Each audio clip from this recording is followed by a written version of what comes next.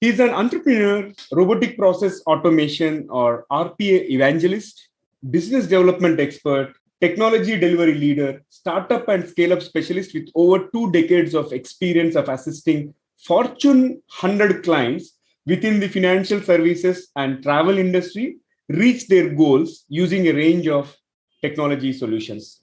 In today's episode, let's chat with Mahesh Vinayagam, who hails from Chennai but worked in 3 different countries. And now he has set up his own organization called Cubotica. It was established in 2017 and they are nearing completion of 5 years. Let's chat with him and understand his entrepreneurial journey while also learning the nuances of a topic, getting comfortable with the uncomfortable. This is the Guiding Voice podcast series, the Guiding Voice for a Better Future. This is your host, Naveen Samala, and I am a fellow IT professional just on a mission to shape the careers and lives of millions across the globe. So, folks, in every episode, we interact with industry experts or thought leaders or academicians or coaches across the globe to drive some insightful conversations that will help you learn some amazing stuff. Also, we share an interesting trivia or a fun fact towards the end. And you'll acquire more knowledge by tuning into TGV, the Guiding Voice, for every minute than any other podcast in this space. Thank you so much for joining me today.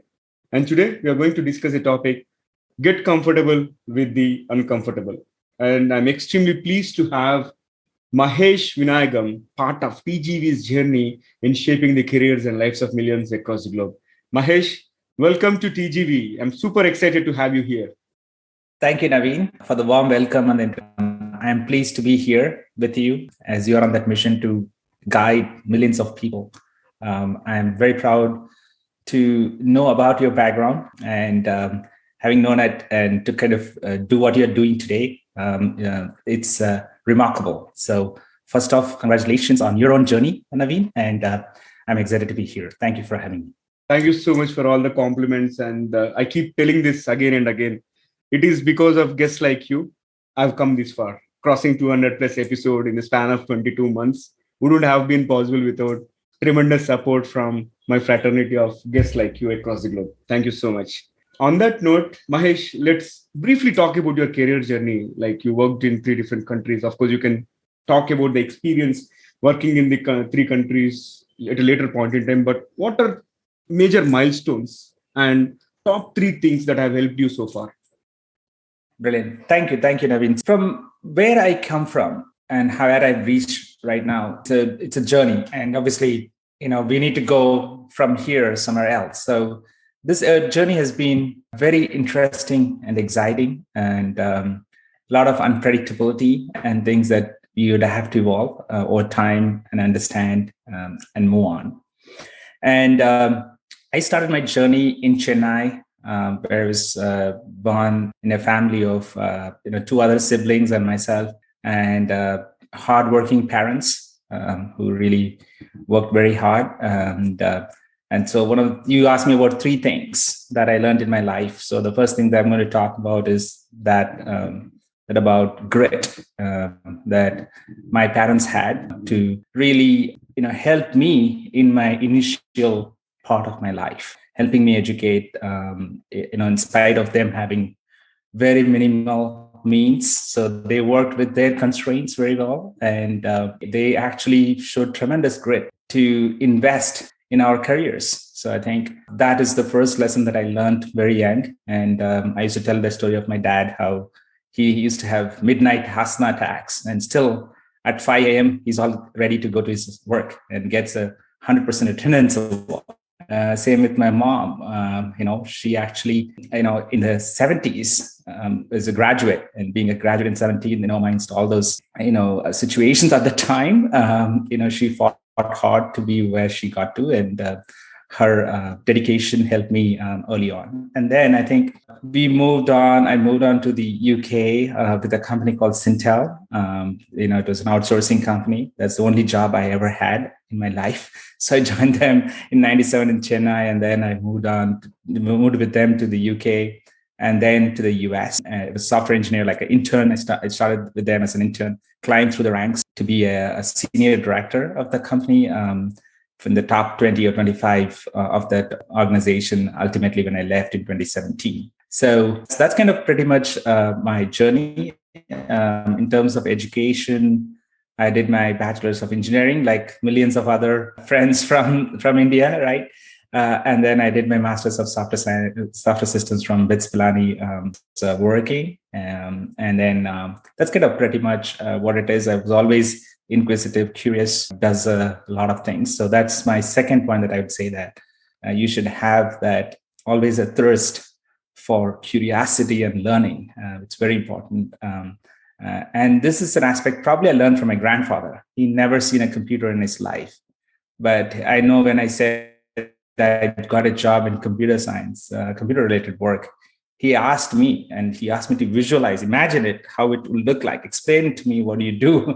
So it's amazing that you have to have that curiosity, imagination. And finally, I would say that you should be vulnerable. And I think being vulnerable helped me kind of to learn from situation and to kind of be humbled that you are not everything that you think you are, right? So I think accepting to be vulnerable is something very important as part of your journey as well. So grit, vulnerability, and the passion for curiosity. I think those are really important traits to succeed in the VUCA world, especially. And let me talk about your background. Like, you had very humble beginnings and very hardworking parents who have influenced you. Did you ever imagine that you would reach this position? Have you felt about it during your childhood or something? Very interesting question. Yeah. So during my childhood, my fantasies were very, very simple. I think if I said this, people will like fall off the chair. My first things were like, I should work hard to buy a car and drive a car with my parents at the back. Okay. So that was like the biggest dream of my life when I was younger, right? Until probably I would say like 10 years old, 15 years old. That was probably the only thing that was driving me. And then, I never imagined what I'd do here. I would actually even cross the seas. Never thought about what I would do today. So, but I always wish that I should actually influence a lot of people, So I go to like the political meetings and the huge sermons that happens on the beach, the Marina Beach, and see like millions of people or hundreds of thousands of people assembling. And I always wonder how these people are attracting so many people and making them sit down for hours to listen to them. So that's always a fascination to me, to see how do I actually inspire people. That's great. And I can relate to your car example. When I was a kid, I was always visualizing as if I have to drive the car with sunglasses on, as well as some rock music playing and windows open and all. Likewise, I can resonate with you on that. Great. So now let's talk about the core of today's topic, Mahesh. You always say this. I think I've attended a couple of your talks as well and watching through some of the channels and all. And I found that you always getting comfortable with the uncomfortable is something what we should be doing it in terms of growing ourselves, right? So why should we opt for being uncomfortable? I'll tell you an example on the story, and then we can go from there, right? A very simple example. So you are sitting in your house, and I know your target population is younger population. Let's imagine that you're in your room and dorm, wherever you are, and you want a coffee. And right next to you is an instant coffee box from probably like the last time your mom visited or last time you went somewhere. It's probably 6 months old box of instant coffee and some milk, which probably you do not know that's good or bad. But then, and it's kind of probably it's very hot outside or very rainy outside. And now you have a choice, how do you drink it? You want a coffee and how do you drink it? So you have a choice to kind of use what you have right now with the milk and the old instant coffee, make your coffee, drink it. That's the kind of the most comfortable thing to do at this point, because otherwise, if you have to get up, dress yourself, be decent, go outside in the heat or the rain, probably go a kilometer or a mile or two and get coffee, bring it home, make it. It's going to take a long time. If you logically think about it, the comfortable thing to do is settle with what you have right now and with the minimal effort. But what you end up doing is getting an uncomfortable result, right? The result may not be what you really want. Maybe I would not say uncomfortable, maybe that's not the most desirable result, right? Unless you walk that 2 kilometers, get that coffee, the nice coffee from the shop that you love, and drink that coffee. That will actually eliminate that power, the effort that you did. So I think it's about, would you like to get comfortable with an undesired result, or would you like to get comfortable with the minimal effort, right? So it's all about that. So, in my life, I've always sought things that are probably the most difficult things, not settling for the easiest options, because that's what drives me to an extent. Like when I was a software engineer, I was a decent software engineer, I would say. And wrote some really complex programs and all that stuff. I said, like, you know what, this is not enough. I want to get into sales. I want to see how sales works. I get into sales. I'm like, wow, sales is great. Let me get into leadership, see how I actually can get a set of people to follow me.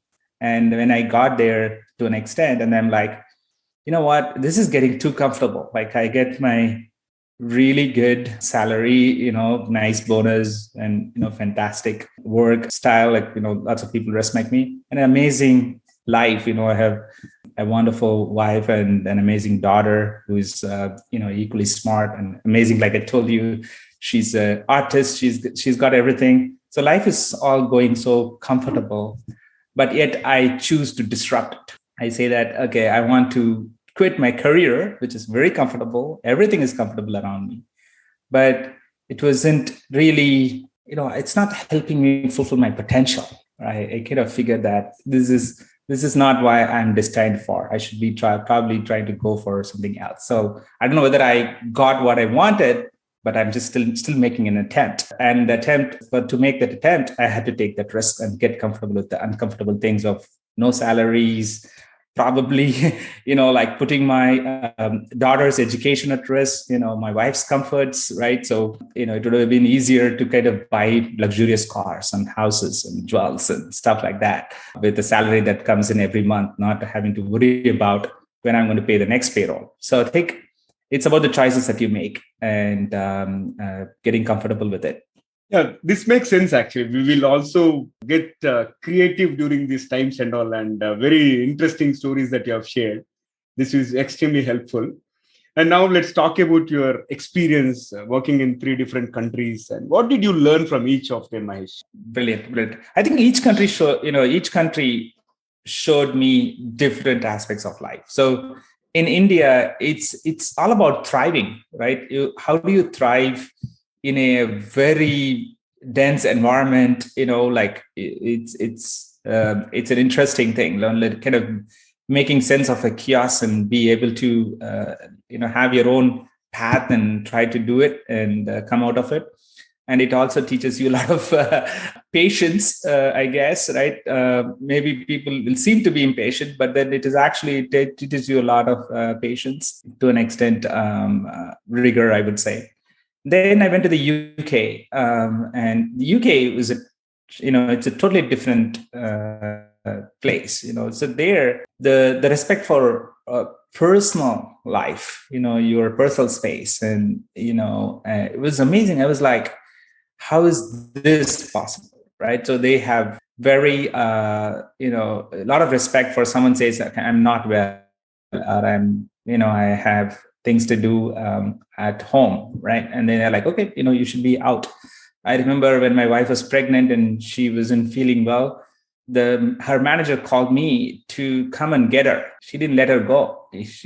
I'm like, wow, I've never heard about this before. And they started the maternity leave back in there, my daughter's 17, like 17 years ago.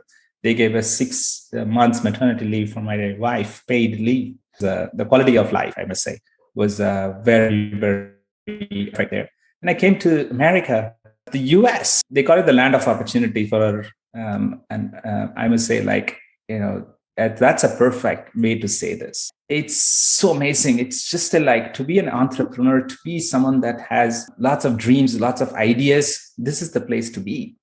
They welcome diversity. They welcome diversity of thoughts. I mean, not only just a diversity of other people, which is there, in spite of whatever you hear, it's in fact the most accepting, most diverse country that I've seen in the whole world, frankly. So here, the acceptance of your thoughts, ideas, and people to coming in instead of looking at how you look, where you come from, that doesn't matter here. I think if you have a powerful idea, you will win. It's all about you rather than, the society, the structure, everything kind of really defining you.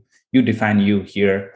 So it's totally different, three different things playing in a box, value of quality of life. Then it comes in like really unleashing yourself. So three different experiences in three different countries. Great.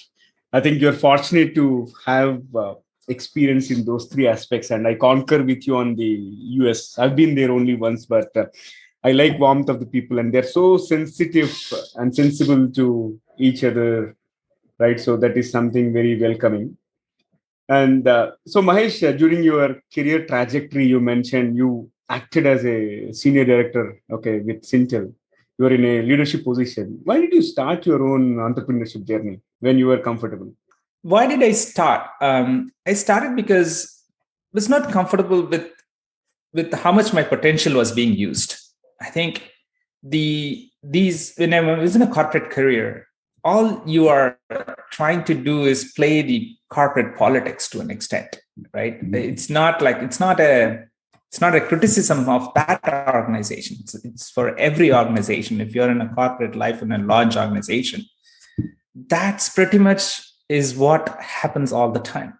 Politics and numbers, right? Through things becomes very important. And if you don't know how to play either one of them very well, either you have to be like, insanely fortunate to get all your numbers, meet your numbers every time, in spite of all the odds that you have, or extremely well to play politics. You can't survive in a corporate world. And I was like thinking, what am I doing here, in this kind of a setup where all we are trying to do is, play the number games or the political games, right? So I'm like, that's not what we are here meant to be. I'm here to create something. I'm here to inspire, impact people or customers. So I think that was my inspiration, saying that, okay, I want to change in my career. I could have done every other things, like I could have been an educator, which also could have given the same result as what I'm doing today. But being an entrepreneur is something that was playing in my mind for a long time. I started my first job was selling kites, and probably, and then selling courses when I was like, I didn't even know what a computer science course would be at a local. I don't remember. It's Bytech or one of those infotech companies. And I sold courses when I was like in the 11th and 12th grade. And selling was always in my blood, and being an entrepreneur was there always. I had to take that step out. That's so inspiring, Mahesh. And now let's briefly talk about Cubotica, what kind of services that you offer, and also maybe touch upon some trends that are happening in this RPA/automation space. Sure, absolutely. So Cubotica is a enterprise automation firm. So we help organizations automate their back office processes, finance and accounting, procurement, legal, HR, in many cases, sales activities as well. When you say automation, it's all about automating the workflows, the handling those inputs, whether it's emails, documents, contracts. How do you actually handle those inputs? How do we automate those workflows and make it a seamless experience for their clients and for employees to serve their clients? So that's kind of the work that we do. We are defining a category called automation as a service. So what we are now proposing to our customers is their own business, right? That's what they are the job of building their business. They're not in the job of building code or building bots or whatever it is. So how do we actually provide this service, automation as a service, to them so they continue to scale their business while we can scale the infrastructure, scale the automation, scale their bots in response to how they scale their business. So that is something that we are now focusing on. So we include technologies like RPA, OCR, intelligent document processing, natural language processing, and AI, a combination of this along with some analytics based stuff to give them a end-to-end experience. Yeah, this is excellent. I think it's the need of the hour, the automation, because when this gig economy is still in vogue, wherein people are looking at some creative stuff and all, and if you ask them to do something mundane and repetitive, they get bored very easily. I think you're at the right space at the right time. Mahesh, this has been fabulous conversation. We have spoken about your career journey, about Cubotica and all. So now I would like to lighten up the conversation so that I'll kick off a rapid fire round and you can quickly answer them very crisply so that Sure. our audience get to know other side of Mahesh. Okay, sure. All right. So let me fire the first bullet. What was the weirdest dream that you came across, Mahesh? So I don't like weirdest. The dream that always strikes me is like stepping off the stairs. That's something that keeps coming. Whether it's weird or not, that's a dream that I always have. That's a fear of maybe failing, failing the people that has expectations on me. So. All right, yeah, good one. Moving on. What is one thing that you would do differently from the past? Very nice. One thing I must say that early on, in one, I'll say personal, one is professional. On professional side, when I quit my job in 2017, I just quit it at the whim of a moment, right? I said, okay, I'm going to do this because I, probably was not as prepared as anyone could be right now. So if I had to change it, I could have actually prepared much more. I took a year and a half, risked a lot of things and worry. I could have saved myself from it. So I think that I would change. I would have prepared much. And then the other thing that I would say is probably when I early on in my life, like when I got married, and also by not understanding the value of life, right? So I think we all very young, we focus on work a lot, I think, which too much of energy into work, which was not necessary. I think that intensity could have been reduced at work. So I think that's something that I would change back. See, on that note, like you started your venture 5 years ago and you're serving Fortune 100 clients and all. What keeps you awake? So what keeps me awake is like the same thing about that dream I said, failing the expectations of others. There's expectations of investors, for example. They actually put their personal money with us. And how do we actually make sure that we don't fail their expectation? And then there's family has expectations, friends have expectations. Now, some of my social media friends, my customers, my the partners, everybody has certain expectations. How do you actually make sure you live up to people's expectations? Great. So Mahesh, I think in one of your videos, you mentioned about your friend that trusted you and helped you while starting this venture and all. Can you briefly talk about it before I shoot my next set of rapid fire questions? Sure. I think, when I quit my job, I was doubting myself, right? So I was like, okay, I did it. I made the decision. I quit and I came out, and then I'm sitting there and then the first day my friend comes in and he gives me a check. In fact, he gave double the amount that I actually took it from him now. So he just gave me the check and said like, hey, here is something to get you started. And I'm like, I don't even know what I'm going to do. Why would you give me this check? And he said like, I have, I think taking that decision from where you are, he's watched me in close quarters at work, how intense I was, and how important I was. So he realized that the moment that I quit was not a weak moment. It was a strong moment. I could have just pressed on from there to achieve greater glory. But yet I chose to quit and do something else. So he figured that I had the resolution. I had the grit to do this. If I did that, I'll make sure that his money also works hard. So he said, you should do it. So I think Amar's, his name is Amarnath Vivekanandan. He lives here in Phoenix. So I think his confidence was really important and in my journey, I would say, in my entrepreneurial journey. I'm sure I would agree and concur, because in those turbulent times and all where we are not sure of how decisions are going to affect and what kind of route we are going to fall in. Somebody having our back is so important. I think you're lucky, and kudos to Mr. Amar. All right. Maybe you should talk about the funniest moment in your life. Yeah, maybe skip to the next question. I'll come back to it. I was about to do that. Yeah, all right. Yeah, we can skip that and move to the next one. So what is one? See, we are in a fast-paced technology world. Okay, wherein I'm really curious about what this metaverse is going to do. On that note, maybe you can think out of the box and tell me one electronic gadget that you like to see or invent yourself. It could be anything out of your imagination. See, I think it's probably being worked on in really doing things that you think, right? That would be amazing, right? So it's like you just say, okay, I want my coffee that the coffee machine starts on. It just makes it itself, and does it. And I want to say these things, and then it just documents it. I want to write a book. I just drive the car and think about it, and it writes the book. Those are things that if somebody invents that'd be amazing to capture.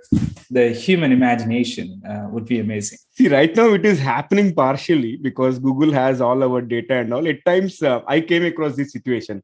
I start thinking about something, and the moment I open Google, a relevant article pops up. I don't know how it is happening. Yeah, but I'm sure it might come through very soon. Very interesting thought. Yeah. So going back to the funny moment, I'll tell you. Once I took my first driving test in the UK. Okay, it was like getting a driving license in the UK is so tough. I'm just going there, so tense. I think I failed it 2 times before that, and the third time I go there. This time I got everything right. I'm going to go there. I sat there in the car. And I was so confident. I'm like, yes, man. I'm just talking to this guy, chatting up this guy and all that stuff. And then the guy says, okay, let's go. And then I was like, nothing was moving. The guy, the inspector next to me, it might be a good idea if he started the car, right? So I think that would be something that's probably the best of all the funny moments that I would have had, I think. Couldn't agree more. All right. So, yeah, amazing rapid fire, Mahesh. With that, let me flip back to the mainstream and ask you one final question for today's conversation. So, what will be your one piece of advice to those aspiring to make big in their careers? I would say, have the grit to, and, keep persisting. I think it's very important that whatever you try to do, even if you are half set and if you're taking a direction forward, commit to it. And give it a full try. Explore it to the extent possible before you call it quits. I think that's very important. Whatever we set hands on, the human power of thinking is actually it's remarkable. It's the power of thought is what defines us. If you want to do something, you can be that. It's like if somebody else has done what we have done, like say, for example, if you are to, create a spaceship, we can do it. It's not unreachable at all, right? We can do it. Anybody can do it. It's all about putting the right efforts to it, understands the extent of it, understands the constraints, how to relieve those constraints.